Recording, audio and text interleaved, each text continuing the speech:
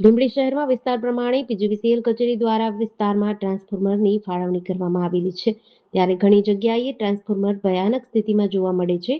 વધુ એક transformer Limbdi sub jail પાસે મોટાવાસ જવાના વળાંક ઉપર કંઈક ટ્રાન્સફોર્મરની આવી જ પરિસ્થિતિ જોવા મળી હતી. આ સાંકડા ઉપર આવેલ ટ્રાન્સફોર્મરની સ્થિતિ કફોડી જોવા મળી રહી છે. ત્યારે કોઈ દુર્ઘટના સર્જાય તેવી ભીતિ પણ લોકોને સતાવી રહી છે. આ રસ્તા ઉપરથી 4 થી 5 વિસ્તારમાં જવા માટેના લોકો પસાર થાય છે. ખાસ કરીને આ વિસ્તારમાં એક સરકારી શાળા પણ આવેલી છે.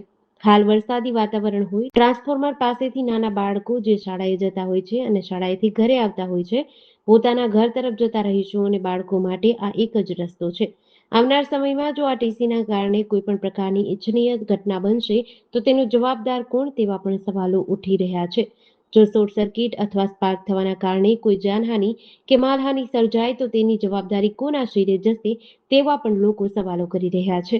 ત્યારે તાત્કાલિક આ અંગે કોઈ કાર્યવાહી કરવામાં આવે તેવી માંગ ઉઠી છે. જેડીસી ન્યૂઝ સાથે કલ્પેશ વાઢેર, સુરેન્દ્રનગર.